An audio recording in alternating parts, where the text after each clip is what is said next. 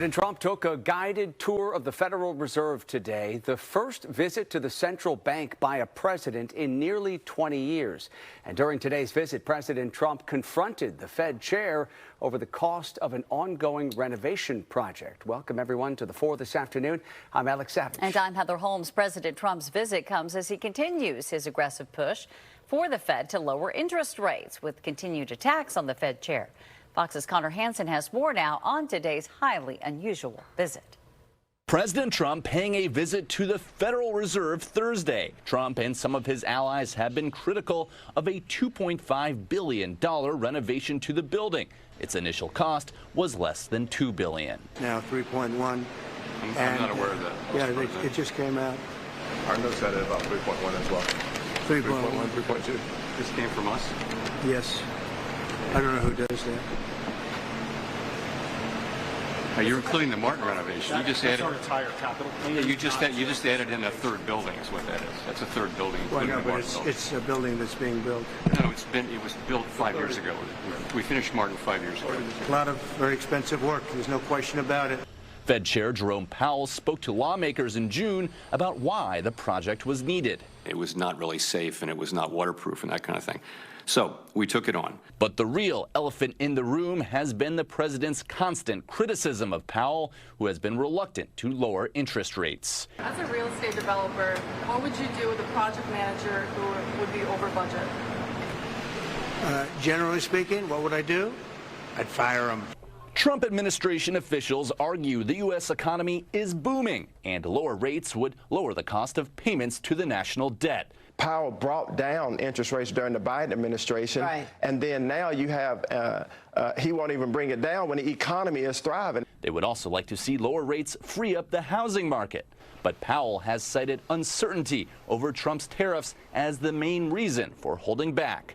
Powell's term ends in May. Most believe it is unlikely he'll be removed before then. There's nothing that tells me that he should step down right now. He's been a good public servant. The Fed will hold its next meeting to discuss rates next week. In New York, Connor Hansen, Fox News. All right, for more perspective here, let's bring in our political analyst, Brian Sobel. Brian, good to see you. Thank you for the time today. Let's talk here about the impact that this visit by President Trump to the Federal Reserve is likely to have. How much pressure do you think this puts on Fed Chairman Jerome Powell to lower interest rates, or at least adjust monetary policy? Well, Alex, it's interesting to note that the last time a president visited the Fed was in 2006. That was George W. Bush.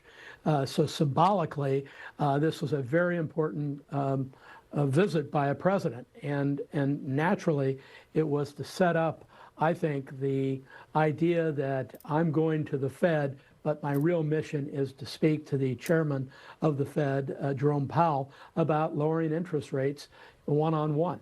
And we'll see in the Fed meetings coming up next week whether that decision is taken. But you noticed in the setup piece, there is this other thing going on with Powell, and that is that he is worrying about tariffs and how tariffs may impact interest rates. So there's a lot at play here.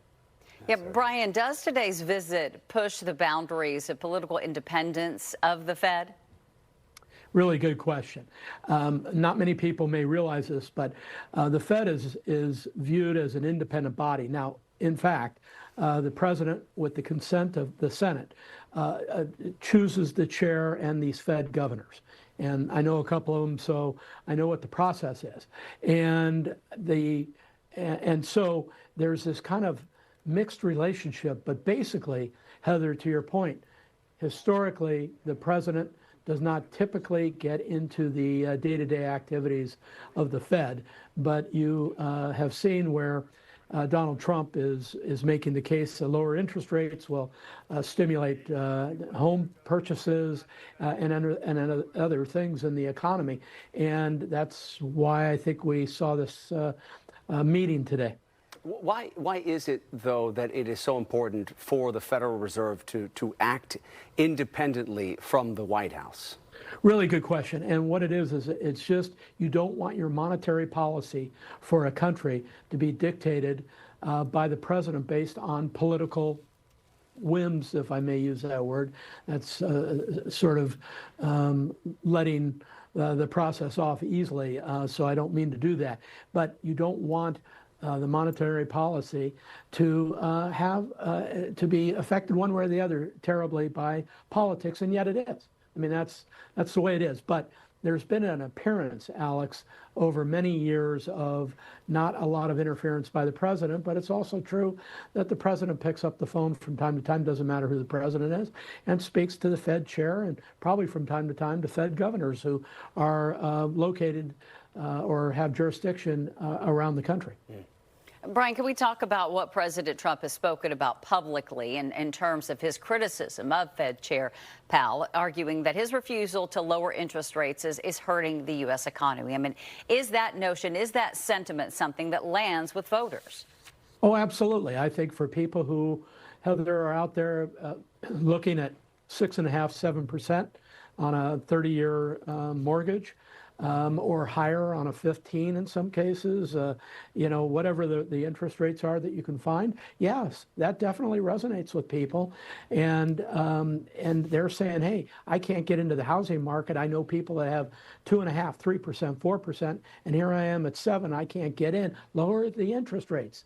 And that, I think, is where Donald Trump is playing to a certain constituency in the country when you think about how many people in the country are homeowners.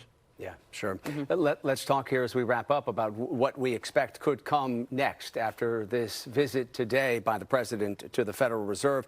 The president said today in some of his comments that he is not prepared to fire Jerome Powell, but there is a line of thinking that this focus here on the cost overruns of the renovation projects happening at the central bank is kind of a way for the administration to lay the groundwork to find cause to ultimately fire the Fed chair, which theoretically, the president needs to have cause to do that. What would be the political and the economic risks of moving forward with removing the Fed chair? Well, you hit on the key thing, Alex, is there has to be cause to remove the Fed chair. I don't think Donald Trump does that. His term is up in May. And I think he will just continue pounding on the chair and the Fed governors to lower the interest rates, but let it run out. There may not be a huge upside of jumping out in front and going through the angst in the Senate to try to get confirmation of another Fed chair with consent for another Fed chair if you've just fired somebody was appointed in 2018 and the term's up here in May. So that's, I think, where it is today. I think there's just going to be a lot of implied pressure and real pressure. Yeah, and someone that President Trump appointed himself. Right, sure. All right, Brian Sobel, really appreciate your expertise today. Thanks again. Always a pleasure.